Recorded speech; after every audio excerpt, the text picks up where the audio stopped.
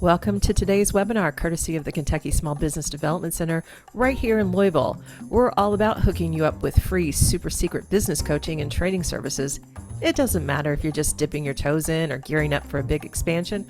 We've got the goods, the tools, and the know-how to help you win. To get the scoop, cruise on over to LouisvilleSmallBusiness.com or hit us up at 502-977-5800. Big thanks for tuning in to today's webinar. Feel free to drop your questions or chat it up with our speaker using the chat feature. Let's dive in.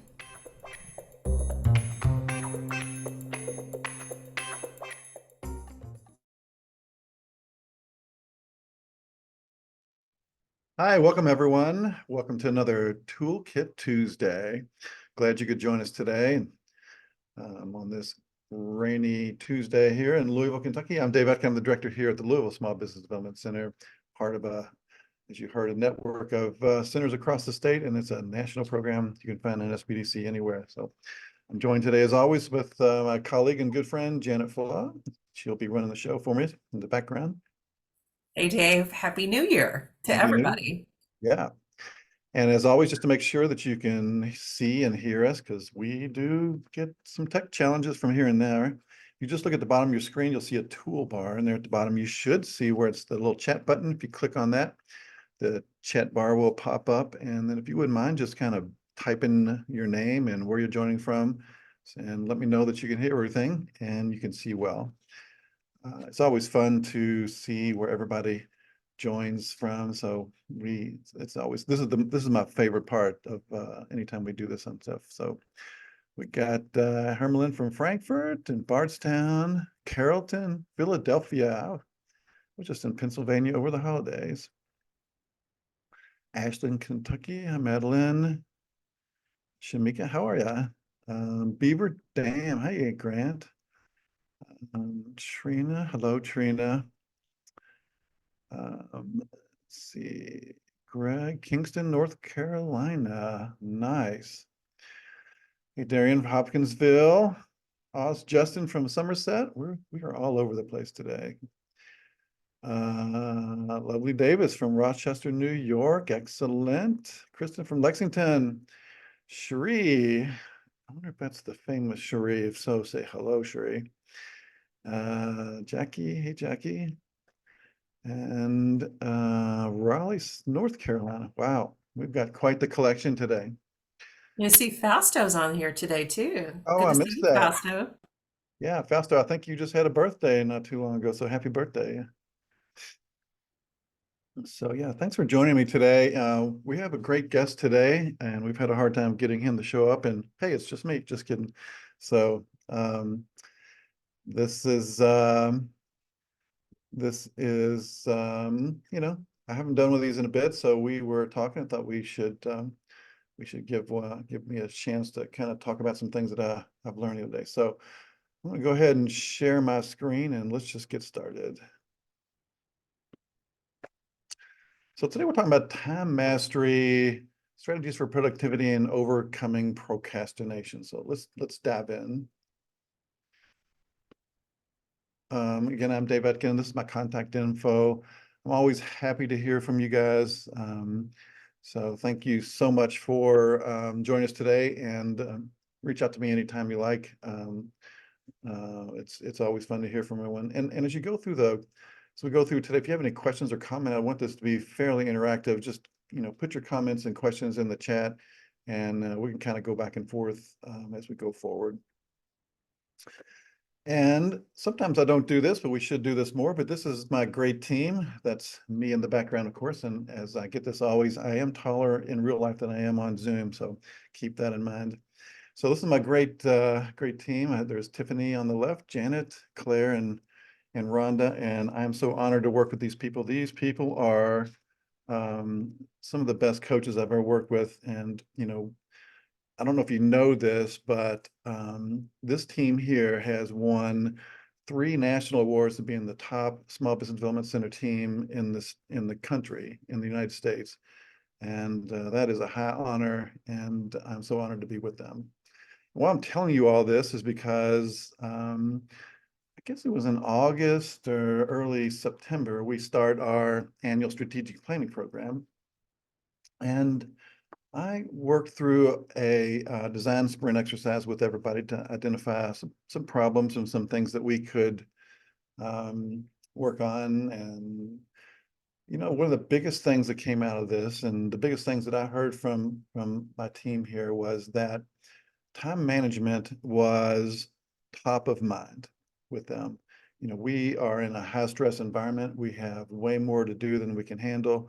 And everybody was thinking about that. What can we do to mitigate that? So I took it on myself to go on this quest, figure out some things that I could do, and pass it on to the team. And I've been doing that in our weekly meetings, and also in our newsletter and our blog posts. I've been sharing some things I've found out. So we just thought I'll put it all down on some slides and show it to you. And again, it's not comprehensive. I'm not a time management expert. I'm just sharing some things that I found.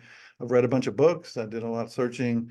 So I'm just going to share what you have. I'm going to keep on my quest, keep on learning, putting things together. Maybe I'll come up with something, a great system I can just show, everyone, and we'll come back and do this again. So what has really came out to me is key whenever you're talking about time management is that being more productive and being able to do more is maybe not the right goal. Because if you think about it, if you can do some strategies and things in place and all you're doing is grinding out more emails in a day, I mean, I don't know if that's really good for anybody to do. And I think it's just a recipe for burnout and dissatisfaction with your job and your place in life. So when you talk about time management, you have to really think through why you're doing it. And I think there's just three reasons, and really to put it on a higher level. And I don't, we go forward here. I don't mean to sound super woo-woo about stuff, but I've found that this is really important. And being productive and managing your time effectively, overarchingly, you want to make progress towards your goals and do a good job. And from a big standpoint, that's what you're doing. But to do that, you don't want to injure yourself from an emotional or a physical way. You want to make sure that you ensure balance in your life, that your quality of life is high. You don't want to be a super productive drone shoveling stuff all day long. That's not anybody's purpose in life. And most importantly, you want to be able to do the things you have to do effectively, so you actually have more time to do the things that you really want to do that maybe outside of your work, or maybe it's inside of your work, but the things that bring you joy when you do it. So those were the three mantras that I started to realize when I was looking at all this. So what we're going to talk about today is just four things. Number one, intentional goal setting. And I think that's important because, just you have to understand what you want to be productive about. And so we have to go through some goal setting. I don't know how you guys are, but sometimes I have some problem with procrastination. And I did a bunch of research on that, found some good stuff, and we'll look into that. Then we'll talk about a little bit about organizing your time, some things we could do to do that. And that'll be kind of baked into some different, some of these other contents as well. And then we'll just tick through some quick tips that I found in putting these things all in place. And again, I've just been looking at this stuff in my spare time, putting things together, reading books for the last couple of months. So again, I'm not an expert. You may think back, look at all this stuff, think, well, I knew all that. I'm sorry, that's where I'm at. So I'm just sharing what I have. That's why I want to hear some comments and see what everyone has to share too, because this can be an iterative process. If you have some tips and tricks that you find effective that we can share with everybody, I think that'll help everybody. So we should actually do that. So let's talk about intentional goal setting. And I believe that it's important to start with yourself when you set goals. You want to, put your personal goals first before your professional goals. If you shine personally, you generally shine professionally. So start with yourself first. And the way I found a great exercise, that I've used, and it really honed in on things. So I thought, let's just go through this exercise and I'll show it to you and actually talk about, why I did what I did. And this is it. So generally, I did this on a piece of paper. It's called the Wheel of Life. And, but I was trying to do it on paper on this presentation. I couldn't get it to work. So I've set it up graphically. But so the idea is to look at the different areas of your life and, look for those things that are the most important for you, the things that you want to focus on, the priorities in your life. So you just start with that. Just draw a circle. And if you want to follow along, if you have a piece of paper in front of you, go ahead and draw it out. Let's just do this together. Just draw a circle and then divide it into 3 pie pieces. And what we're doing here is, the circle, indicates your life as a whole. And then we're going to look at 3 pieces of it, broad strokes. And we're going to look at health. I like looking at that first because, without your health, if you're not healthy and have energy, it's hard to make progress in anything else. Secondly, you want to talk about and look at your relationships. Those are the things that actually affect your health and your work. So you want to look at that. And then finally, you want to, we'll look into work. And then the next step is, once we have these things identified, then we divide each of these pie pieces into 3 more. So we have 9 pieces of our life pie. And so let's label them. So in our health, we have physical health, we have mental health, we have spiritual health. In our work pie piece, we have our job or career or the business we have, whatever. Money, that's, personal finances, how we feel about that. And then just growth, which is like a broad stroke. How do we feel about, going forward in a professional way? Are we growing? Are we stagnant or maybe falling back? And then our relationships, we have our family relationships, we have our friends, and then we have our romantic partners, our romantic relationships. So those are the 9 things we'll look at. So then do some soul searching. You just think about, where I feel like I am in my physical health. What am I doing? So I rated myself an 8, and I'll back up a second. In the middle of the circle in the center, that is a 1, and the outer rim is a 10. So you rate yourself from 1 to 10. I'm rating myself an 8. I'm pretty diligent about gym and things like that. Could be better, as always, but that's where I'm putting myself. Mental health, rated a 7. I've been doing some things, to work on that, but I believe I have some ideas to do some other things. And then same with 7, and I gave my spiritual health 7 as well.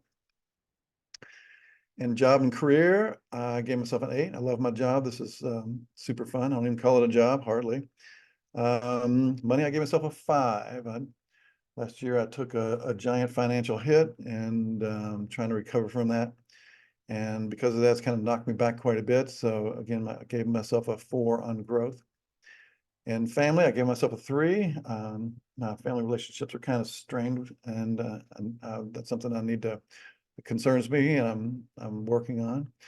Same with my friends. I mean, there's nothing wrong with friends, but I've been so busy these days that I've been neglecting them, and I don't see them much. And then I gave myself a 9 in a romantic.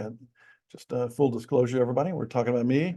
A few months ago, actually in November, I got married, and I've got a great partner, found my life partner. I'm very happy with that. So if you're doing this and following along, then just to really make this visual, then you just fill in up to where your number is. So I filled in my 8, my 7 on the mental and spiritual, job and career, money, growth, family, friends, and then my romantic. So I decided to use green for the ones that are doing fairly well, and then the ones I might want to do some stuff in, I used yellow for that. Now, when we look at this and you think about this on yourself, and you pick out the things that are important to you.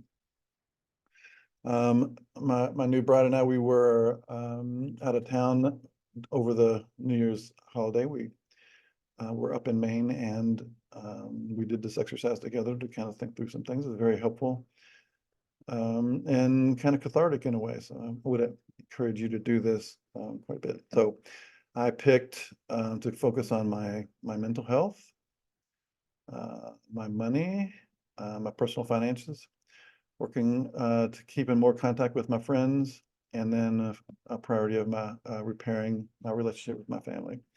Now, that doesn't mean I'm just going to have 4 goals. I'll have goals in all of these pie pieces, but these are the 4 things that I'm going to make a priority. So when we're making these goals, I think mindset is super important. And instead of, whenever you do any goal, there's been some research that attitude matters with goals. And instead of saying I need to hit this goal or make it a stretch goal, the idea is to call it a 12-month celebration. So what would you like to be celebrating in 12 months? I would like to be, instead of saying, I want to hit some particular goal, I want to be celebrating this particular goal. And then having goals with intentions and a little bit of analysis behind them generally makes them more likely that you can, that you can succeed in it.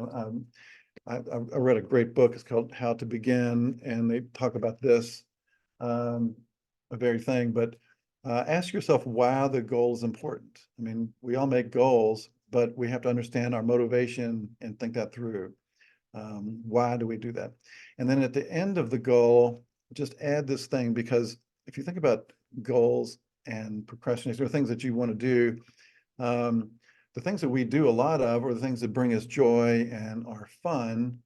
And there's been some research that shows just by labeling things as enjoyable and fun, they actually become enjoyable and fun. And even though you need to work on that.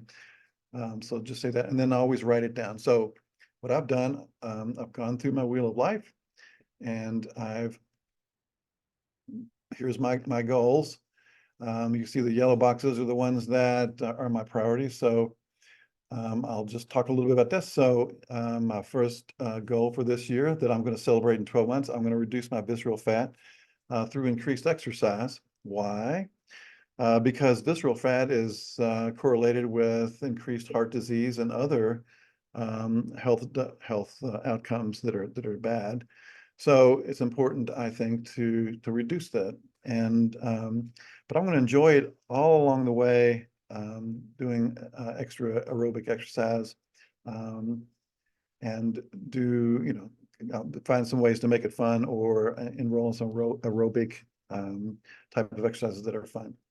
And then on my mental, I'm going to meditate twice a day instead of once. That's important because that type of meditation reduces stress, and I'm going to enjoy that every day. And then I'm going to attend a church service once per month.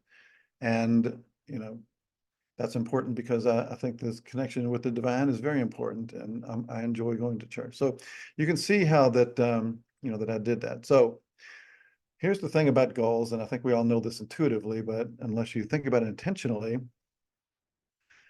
everyone has a busy schedule, and then you start to add a goal, you might not be able to fit it into your schedule. For example, if I was, working 2 jobs, and I had a goal of spending 2 hours at the gym, I may only have a break between, my day job and my evening job, and I'm too tired at night to go to the gym. So, maybe not the time, it's not the time, or my schedule just doesn't, work with my goal. So this is important to know.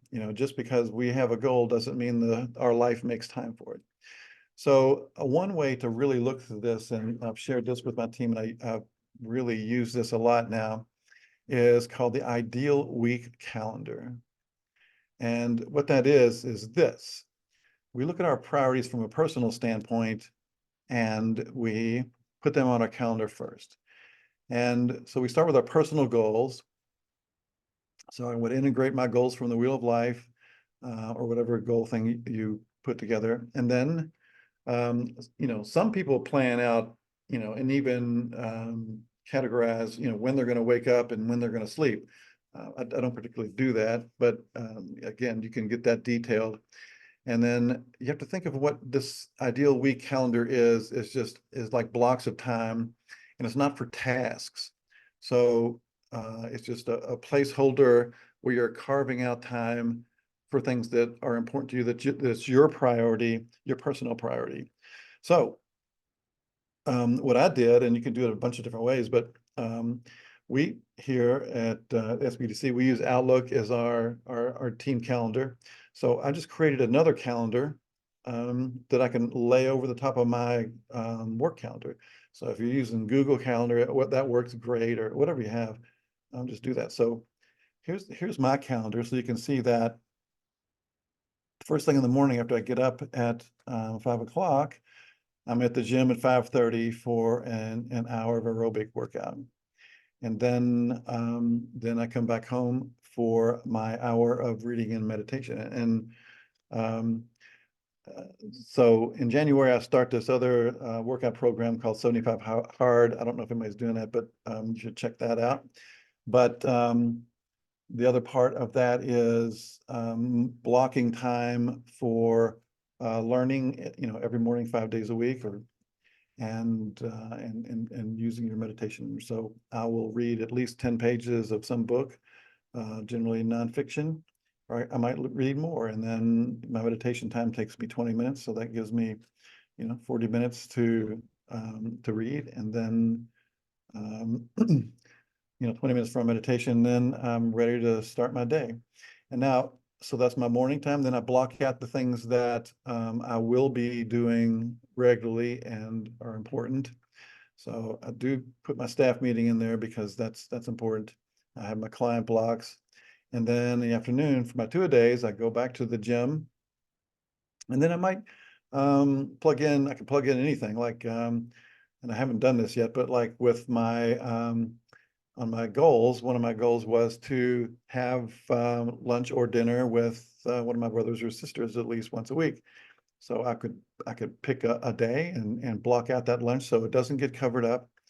And same with the evening. Let's just say I need to make date night like on Tuesdays. I will block that out so I wouldn't cover that up with any other events that might pop in there. It keeps me cognizant of that. So the next thing I do is this, I can lay this calendar over my regular calendar, and it, oops, sorry about that. So you can see that I have this white amount of space to put in other tasks and other things. So I lay that over my other calendar with different things that are getting blocked in there. But for example, on Thursday, this CBA training that we're doing, I've blocked that time out. So I'm not taking any other meetings. I'm not going to other events. That time is in there. So I can schedule, deep work for different projects. Or if someone asks me to do a big project, I can look at my calendar and my white space, maybe I have the time for it or maybe I don't. But it is really important. This has been very helpful for me for not to overcommit on anything. And I encourage you to try this out a little bit. It's really, really eye-opening. Again, the idea here is to prioritize yourself first, do the things that are important to you, your personal relationships and your personal growth, and fit in the work stuff after that. So the next thing that is so important in time management is this idea of procrastination. And I was really stunned, and I learned a lot of eye-opening things about about procrastination. And I'm sure you have too. I mean, I did for a long time. I thought that anybody that procrastinated just had a lack of discipline, or they were just lazy. And even on those days when I felt like I couldn't do anything, I was just out of it, or having a slow day, I really beat myself up for not having the discipline to do what I was supposed to do. But researchers have found that most procrastination is associated with emotions. I mean, this is an emotional thing. So anxiety and fear. So whatever those fears are, fear of failure or criticism or self-esteem, these are all things that cause procrastination, and they're all often in the background where you don't really understand what they are. I know I'm sure you guys are like me, that you have like a big project coming up and you're just anxious about it and it's just hard to get going. So, but as procrastination, if it's not kind of taken care of, it can creep into a lot of other areas of your life, which is very, very disturbing. And some of the studies and the research have shown that people that have a lot of issues with chronic procrastination also have a lot of health issues, because they also tend to procrastinate with their health maintenance and going to the doctor, and also with like their personal finances, because maybe they just don't want to they're fearful of looking at their credit card statement and accepting what's going on and doing something about it. So, they get they get paralyzed by that fear, and that is procrastination. So our good friend Yoda says, "Name must your fear be before you banish it. You can." I wasn't going to do my Yoda impression for you today, so thanks for that. But I was reading Ryan Holiday, who is a modern writer and student of Stoicism, and he has a whole series on different emotions based that looked at through a lens of Stoic philosophy. And one of his books, which I was reading, was on courage. And he was talking about Seneca, the Stoic Roman philosopher, who had an exercise he called it premeditatio malorum, which is the deliberate meditation on the evils we might encounter. And again, once you look at the fear, often it is not as big as you think, but the imagined fear and the imagined disaster is often way worse than what is reality. So what I found, I don't know if anybody's aware of Tim Ferriss. He's a great writer. He's got this book that he wrote, I don't know, 10 years ago, The 4-Hour Workweek. Still a good read. But he came up with this fear setting exercise, and I've done it quite a bit, and it is really valuable. So I thought we should just walk through that again too, because, again, before we start working on implementing execution and tasks, I think we have to set the stage for it. And we all have fears that we need to identify and look at. So here's the fear setting exercise. Number one, we want to define the fear. We want to name it, name the fear. We want to look at ways to reduce the likelihood. What will we do if the fear becomes reality? And what are the benefits of taking action? Or what are the consequences of inaction? Again, it may not make the the fear go away, but it is amazing if you do this, how it allows you to take action and eliminate the procrastination or the anxiety or the paralysis when you're facing these things. So he has this. If you just Google fear setting exercise, you'll get this. But you just make 3 columns on a piece of paper, and you define the problem. What is it that you fear? What can I do to prevent the fear? And how can I repair the damage if whatever I fear happens? So here's some examples that from his website that I took. So as an entrepreneur, when he was starting out, he did this. He's going to run out of money was the fear. He rated it, like 4% or 4 out of 10, could happen. To prevent that, he might do some freelancing on the side to have some extra cash. He might reduce cost of living. And then to repair the damage, he would reach out to contacts and start applying for jobs. So, he has a whole list of different things. If you saw on this previous slide, he had, I don't know, 28 buckets he might put things in there. Next, you want to talk about what would be the benefits of attempt, or a partial success or a success. So you list those things out. So, even if it kind of failed, he would still learn new skills. He would learn what he was capable of doing on his own. He could build relationships with new people. He would never have that what if thing. And then what are the costs of inaction? Emotional, physical, financial, in 6 months if you did nothing, in 1 year, 3 years. So, again, I apologize if you think this is too woo-woo-y, but it's super important. It's super helpful. I encourage you to do that. Check out Ryan Holiday's book, Courage. It's really, really a great read. All right, let's jump into the organizing some time and some of these other, where we put some of these things in practice. So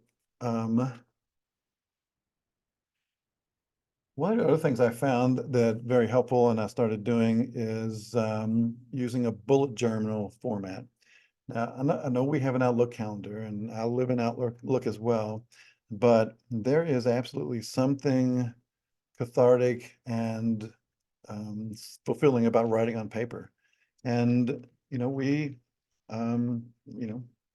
it's something that I encourage everybody to do, but a bullet journal is a way to, plan your week, plug it into your calendar later on in your Outlook, but, plan your week and add some different things on there that adds your priorities and, helps you look through your day. So if you Google bullet journal, there's a ton of this stuff, that information you can pull in, but what you do is you create a weekly spread, which is, the 5 or 7 days of the week. You put in your notebook, you set it up, you add a task list.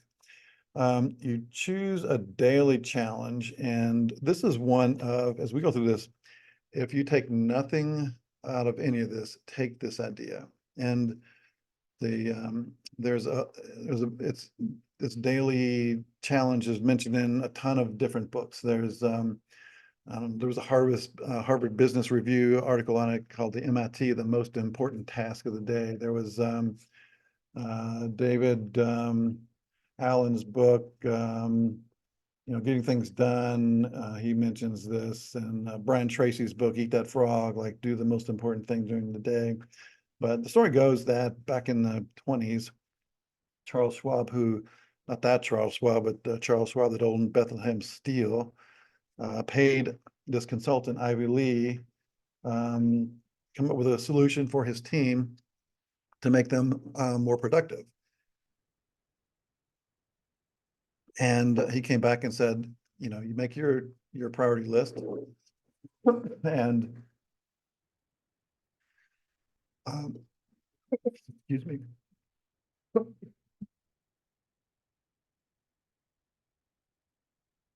Pardon me.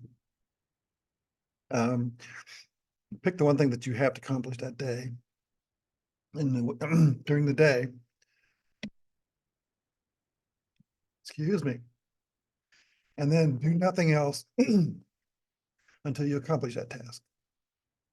So I call it a daily challenge, and I'll put that top. So here's a picture of a bullet journal, one format with the different tasks. And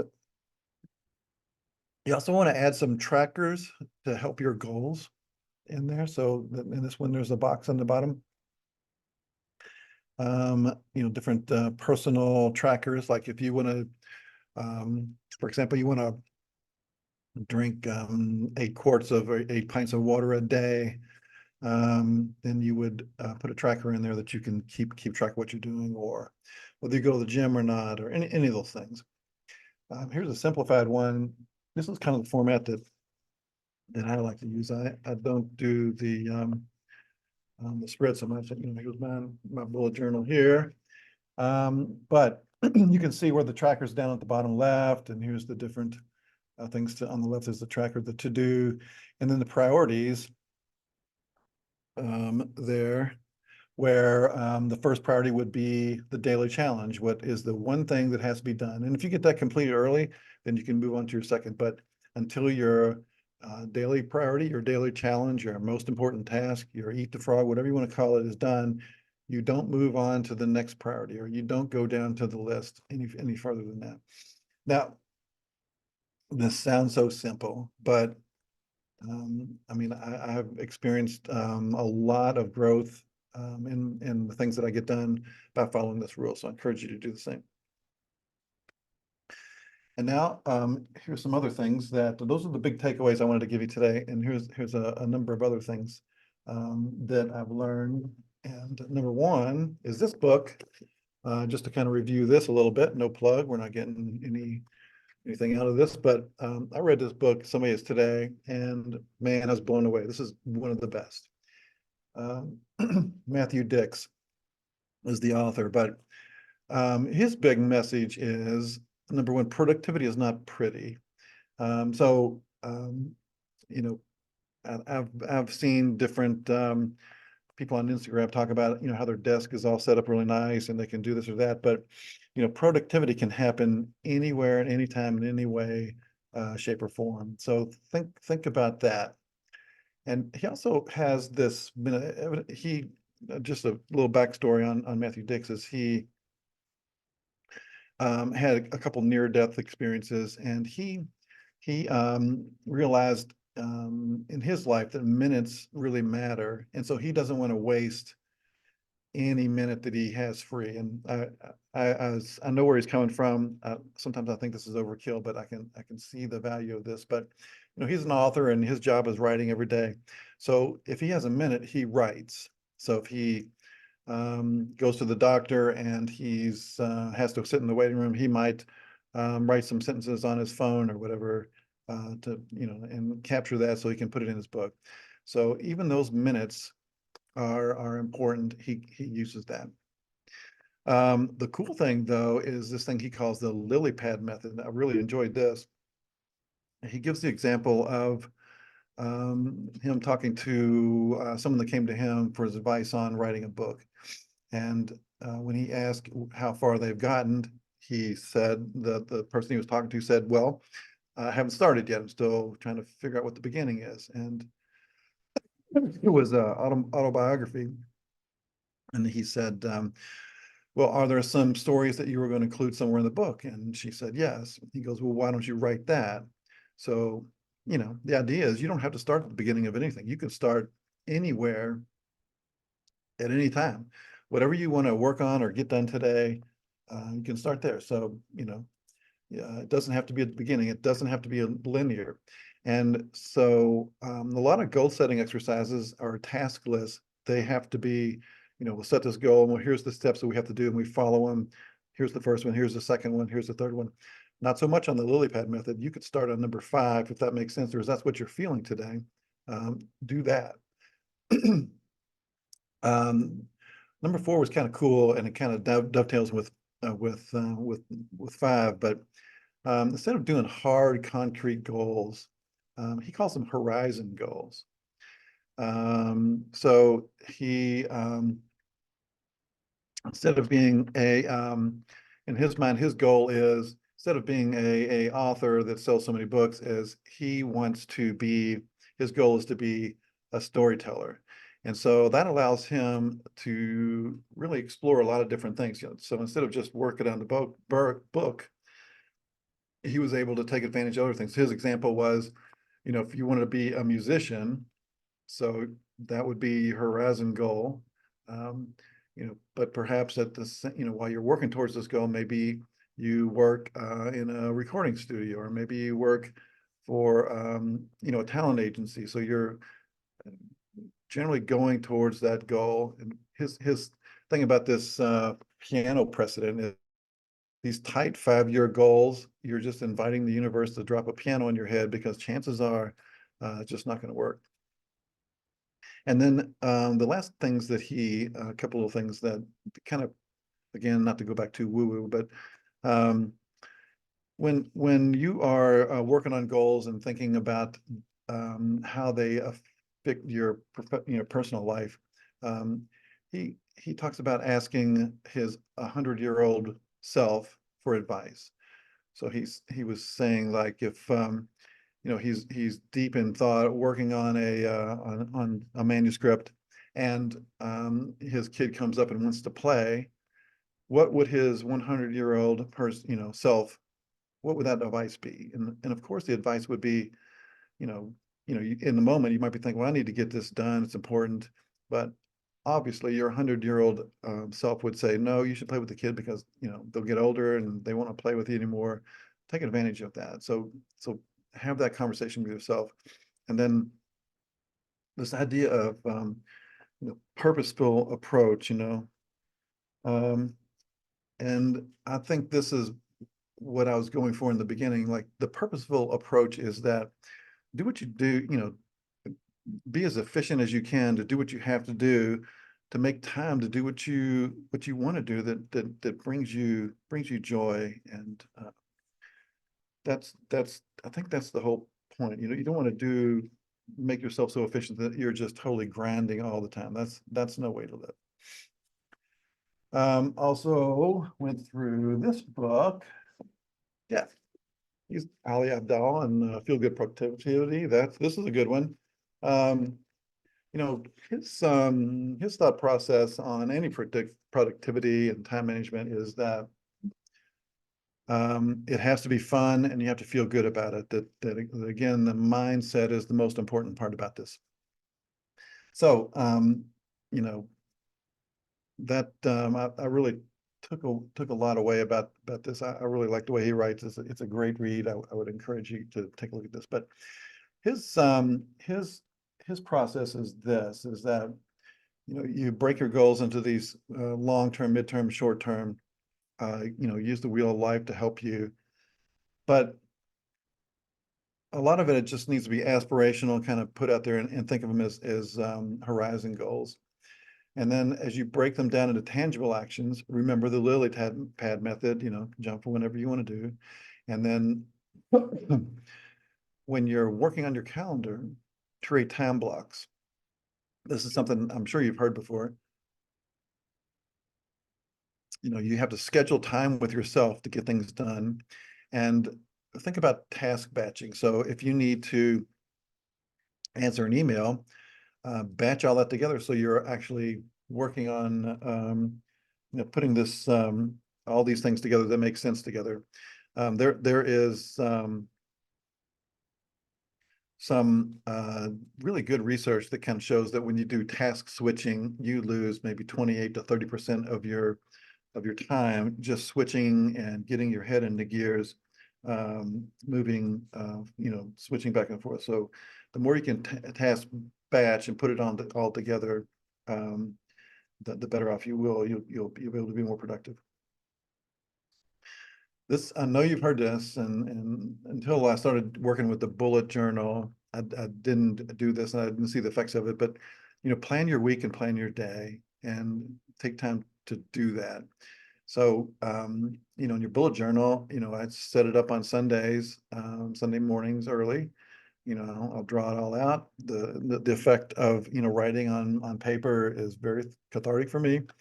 I plan the week out, plug in what I know, and then each day I'll plan the day. I'll have my daily challenge and put it in my journal and move forward like that.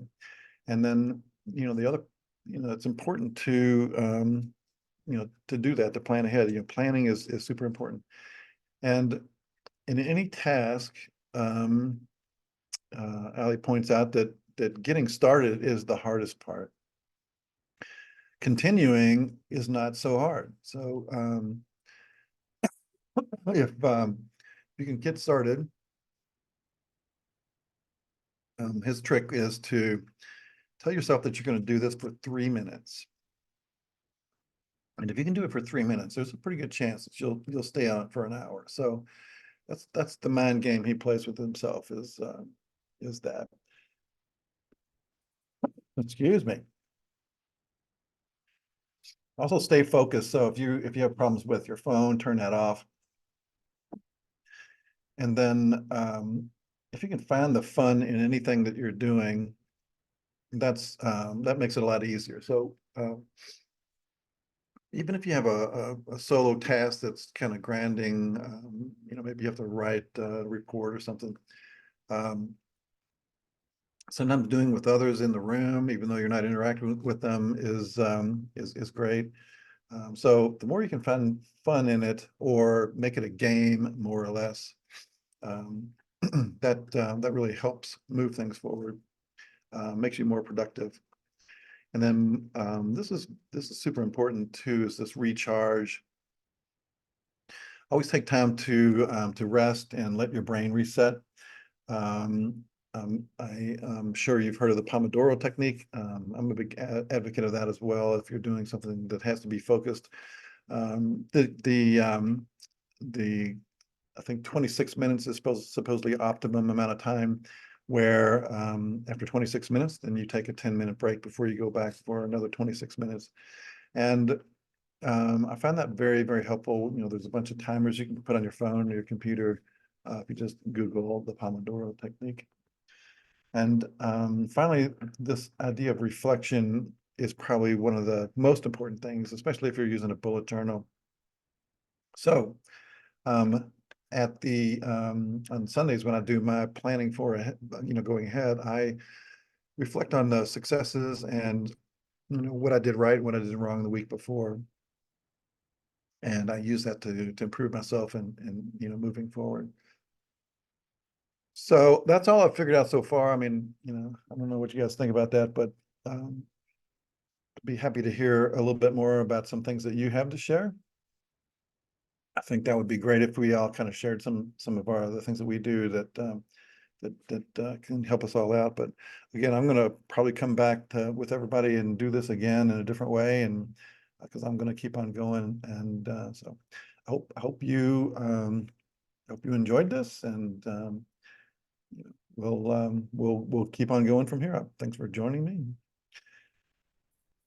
David, do you have a question? Mm-hmm. So, as you talked about, you had tried different methodologies throughout the past year. Were there some that took you longer to like incorporate?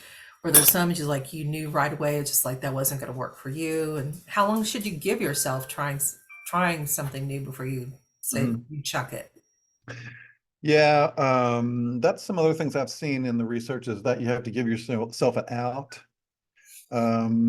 You can't say, well, for the rest of my life, I'm going to, work out for 4 hours a day, every day, regardless of what happens. I mean, that's just not sustainable. So again, the most important thing is to get started. So if you can just tell yourself that. So if I'm only going to go to the gym for this week, every day this week, and then that's it. Or I'm going to go every Wednesday, whatever it is, and then I'm done. And so generally, once you do that and make that step, then generally you continue on, unless it's, not working for you. We talked a little bit about like hard paper and things like that. Are there any like apps or anything that you've discovered that have been helpful or not so helpful? When there's there's a app for anything. So yeah, There is an app for there are everything. bullet journal apps, there are apps for, whatever you want, you can find an app. But again, I think that if you think about it, that we, like in our business, or a lot of businesses, when you're really thinking about strategy or things like that, it's a creative process. And creative is all mental, but it's also sort of tactile.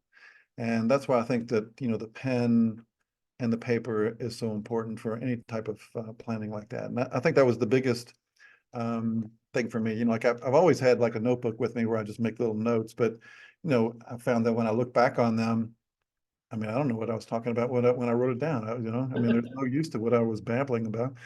But when you're intentional about what you write and have kind of a little system in place, the thing about the tracker in my daily pages, and that works great. If I'm drinking water, if I drink 1 pint, I click that off. And that also kind of makes it a game in a way. It makes it fun to kind of see that you're making progress. We have Yep. someone in the chat that mentioned a full focus planner. You know anything about that? Now, I haven't heard of that one. Like I said, there's a billion things out there, but I will check that out and encourage everybody else to do the same too. That's exactly what I want to hear. What do you guys use? And this is what I got. Yeah. So April, Atomic Habits is another one I read too. I didn't bring all the books that I read, but yeah, that is a fantastic one. The my big takeaway from Atomic Habits was the idea of habit stacking. Like if I want to add a habit, I stack it on one that I already do. And, the classic example is that in the morning, when I'm brushing my teeth, I will immediately floss, let's say. Uh, so I'll do one thing, and if I do it, I'm going to do another. Or, when I'm making coffee in the morning, while I'm waiting for it, I'll drink water. So I do this, then this happens. So that was his big takeaway. So yeah, check out Atomic Habits. James Clear is the author. It's really, really a fantastic book. Let's see. Barbara says full focus is good, just expensive. Good to know, but we'll check it out. Yeah. In regards to the comment, we have recorded today's event. Dave, you willing to share your slides as well, Absolutely. folks? So we'll probably get that done later in this week. There's a new comment there. Yeah. So Barbara did ask about layering the calendars to see all open spots. So again, it's sort of the same in Google Calendar, but in Outlook, when you'll create a new calendar, which is your ideal week calendar, it'll show up on your toolbar on the side. So you check the box next to it to show it as active. So you'd have two calendars checked, and then they just lay on top of each other. Sounds so simple. It is simple, really. So yeah. The other thing is, let's see, what else we got here? Yeah, the full month calendar calendar from Dollar Tree. Yeah.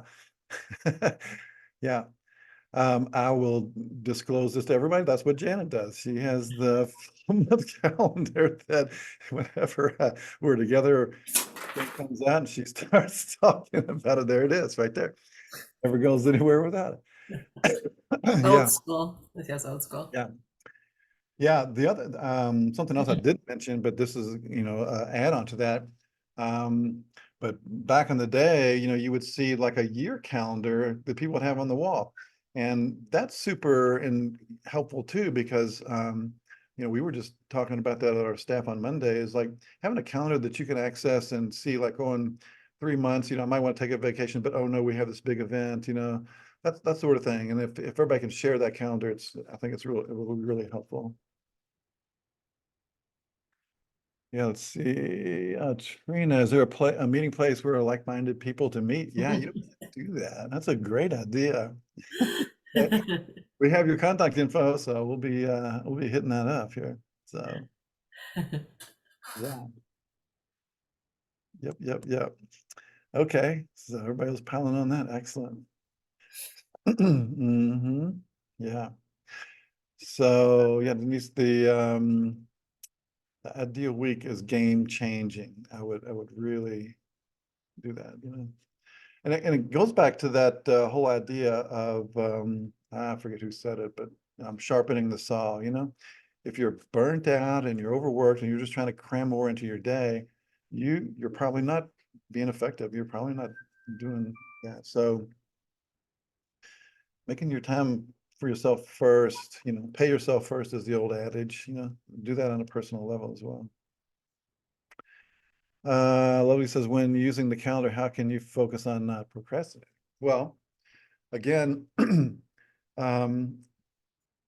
procrastination is, you have to figure that out, why you are, what's the emotional backstory. That's why I want to show that fear setting exercise is some things you just kind of dread. And if you can really name it and understand it and kind of minimize it in your mind, then you're easier to move forward. But on just the easiest, the tiniest level, this 3-minute rule actually really works. Just tell yourself you're going to do this for just 3 minutes and then quit. But chances are, it's harder to get started than it is to continue. So if you can just get started, that's the only thing that still take a little bit of, discipline. So try that. Oh yeah, Canva has templates. I should have known they did, but again, I like drawing it, and sometimes I put my daily challenge in a cloud thing, or I'll draw it a sun like it's a cool one. I mean, just be creative and kind of own the whole process. That's the important thing. And then, the other part of having a bullet journal is taking time to reflect on what you've done and what your progress, how you did things, what you could do better. That is probably, again, these things take time, but you have your ideal week calendar, so budget that out. That's what I do on weekends, on Sunday mornings, and then on weekday mornings in my meditation and reading time. I take a couple minutes to review the day and think about the day before and how I did that day.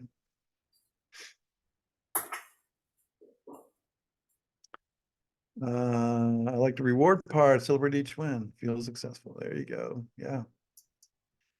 Yeah, the 12-month celebration. What do I want to be celebrating? Yeah, and the whys I found was very helpful too. Why it's important for me to do whatever it is I'm trying to accomplish. Keep the benefits in mind. One other thing too, I probably should have talked a bit more about it, but when you set a goal, there's this idea of locus of control, and as people, when we lose locus of control of things, it's stressful and it's harder to do. So the example is, when you're doing goal setting, is um, um, think of your goals as process, the things that you can control, not the things that you can't. So like if my goal is to have 1,000 followers on Instagram, that's my goal. I can't necessarily control all those people out there to follow me. What I can control is, my goal could be process goal. Like my goal is to post 3 times a week on these subjects. So I can control that. That's within my locus of control. And hopefully that will affect the outcome that I'm after. So it's easier to go forward with that type of goal and execution plan.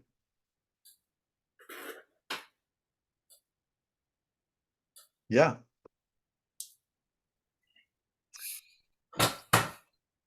Well, I don't know who said it, Trina and somebody else, about hanging out and talking about this stuff. But yeah, let's do that. I'll send everybody an email and we'll meet up at a coffee shop and have at it.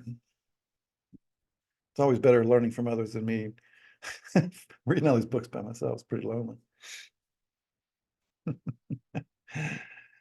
Yeah. Well, it's about our time. Anything else? Any other questions out there? No more questions. Just a reminder, we've got a survey at the end. So if you guys will hang on just a second and get your feedback for today. Yeah, be kind to me, please. We also have a Toolkit Tuesday next week with a new guest speaker. It's going to be talking about mindset. So kind of Yeah. along the same lines. Yeah. It's kind of next week we'll kind of dovetail with this. This will be a good add-on. So Yeah. but Damien's a great guy. I think you guys will enjoy him. All right, Janet. It's been a great Tuesday as always, right? Great Tuesday. Welcome to a new year. Yeah. All right, everybody. I'll see you guys next Tuesday. And Janet, thank you. Always good to see you, Dave. Thank you, everyone. Bye.